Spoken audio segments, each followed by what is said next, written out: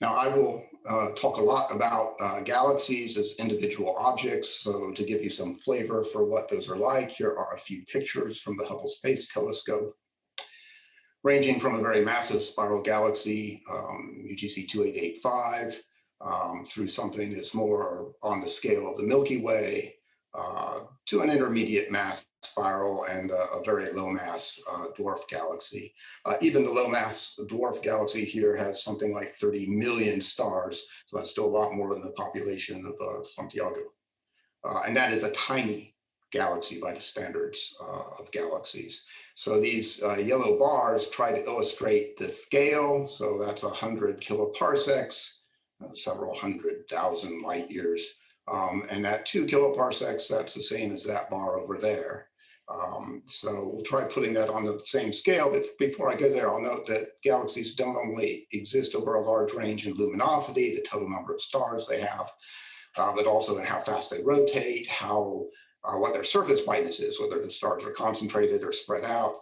And they're also made of gas. So there are galaxies that are almost entirely stars and others that are almost entirely gas, with very few stars.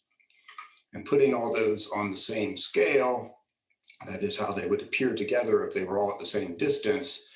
This is the Milky Way sized galaxy, and you can see it's very small compared to this massive spiral galaxy, UGC 2885, which happens to be one of the most massive spiral galaxies in the local universe. And the little dwarf, DDO 154, you would not even notice unless, I put the label there. So there really is an enormous range that we need to understand here.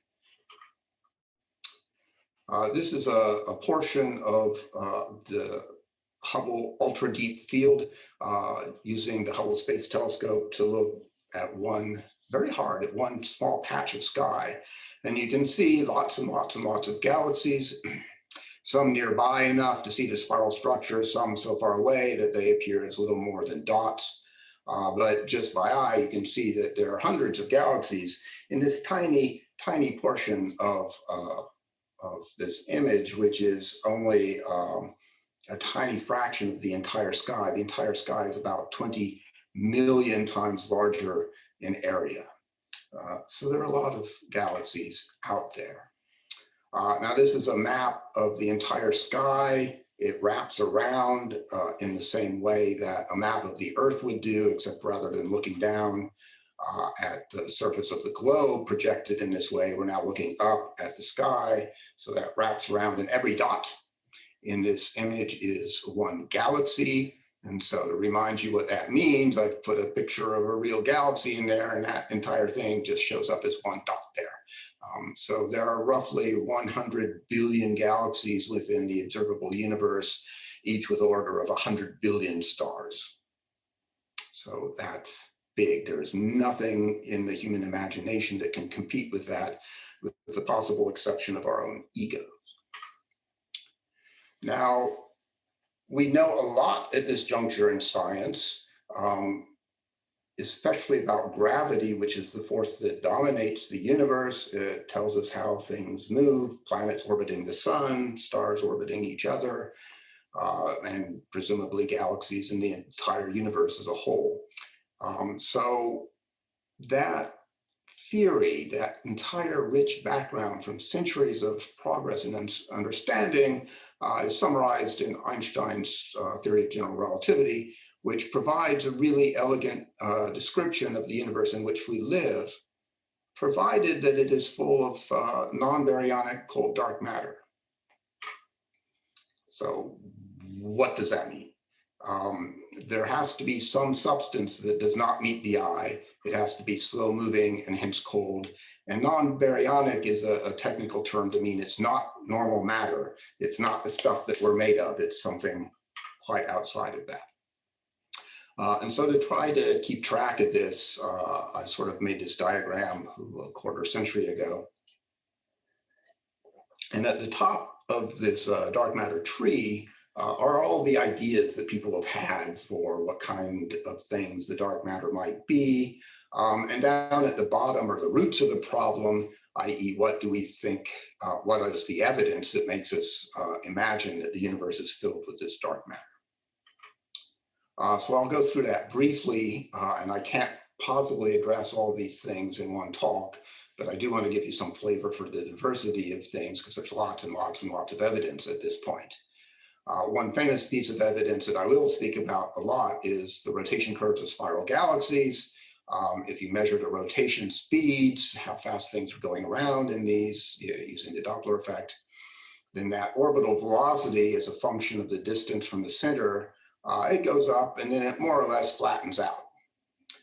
But you can compute from the gravity of what you see that this ought to go down. And so that is not the case leads us to infer that there is some extra mass there that we cannot see. The same thing is true for clusters of galaxies. Now, each one of these fuzzy blob is in itself a giant galaxy, which are bound together in a giant clusters of galaxies. And these are rare objects, but they show lots and lots of evidence for this kind of a discrepancy.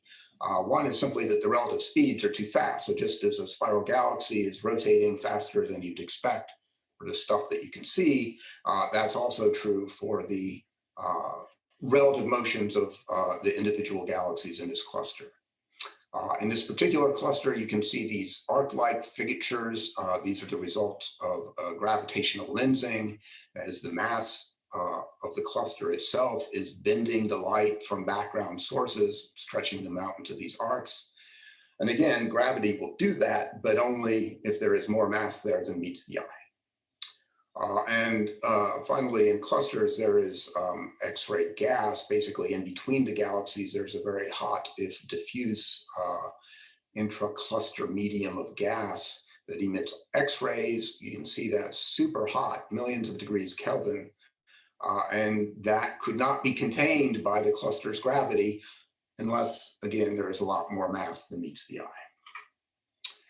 So that was known long ago, in the 30s already, by Zwicky. Oort had already at that same time pointed out that within our own Milky Way, there seems to be a discrepancy. We've often hoped that the mass density parameter of the universe would have this magic value, which I won't go into in great detail because we don't believe that anymore, but that was long hoped to be the case. But there's also the large-scale structure of the universe that we saw in this map before. And just looking at this by eye, you can see that there is a lot of structure. There's these long walls of galaxies surrounding voids, filament sheets, and so forth.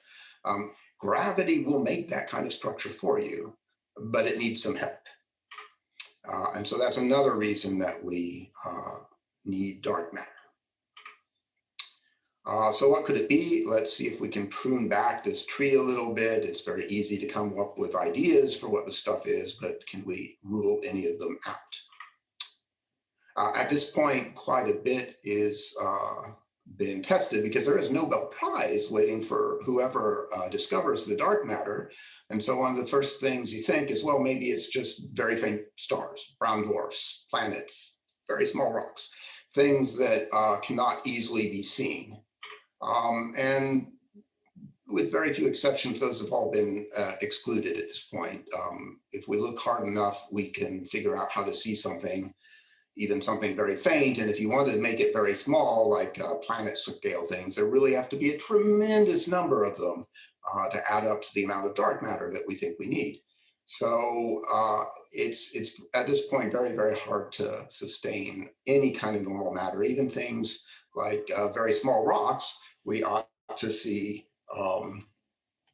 if they are in just blocking. Even if they don't shine, they will block the light from background sources, and we'll be able to figure out that they're there. One particle that we know about that does not interact with photons, so it's dark by nature, is a neutrino. There are lots of neutrinos in the universe. They only interact through the weak force, so they're known that way. But ordinarily, they don't bother to interact with us. They just go right through us. And so that would make a good candidate dark matter. It's generally called hot dark matter because those things are moving at relativistic speeds, close to the speed of light. And it was a bit of a surprise, but it turns out these things do have mass. but it's also not enough. When I first heard that, I thought, well, neutrinos aren't supposed to have mass, but if they do, that would surely be the dark matter. No, it's known that it is not enough. We have limits on how much that mass is, even though we don't yet know exactly what it is. We know it's not enough. And so that leaves us with cold dark matter, which we imagine to be some fundamentally new particle. One of the properties of which has to be that it does not, like neutrinos, interact with photons. So it's completely invisible. Usually these particles are assumed to be a WIMP, a so-called weakly interacting massive particle. So they interact through the weak nuclear force, the way neutrinos do, but not with light. So they're very dark. It doesn't have to be that, but that is the most common hypothesis. And this cold dark matter is motivated really by two very old now observations. One is that if you add up the gravitating mass that we can detect in the universe, it adds up to considerably more than what we think is allowed in the normal matter, the baryons, from Big Bang nucleosynthesis. And also, as I mentioned, the need to grow cosmic structure. There are other reasons, but those were the basic observations that got this whole ball game rolling. So one of the great successes of the past really half century now is that we understand, we think, how the light elements of the periodic table were made in the first few minutes of the universe, when the whole universe was one big nuclear furnace, and it converted some of the hydrogen into helium and a little bit of lithium. And one can calculate, there's a graph on the right, how much fuel there is, basically the baryon density. The more baryons you have, the abundances change. We can also attempt to measure these abundances directly, and they match up pretty well with what's predicted if and only if the baryon density is this small value of this density parameter. Note that we're nowhere near that magic value of 1.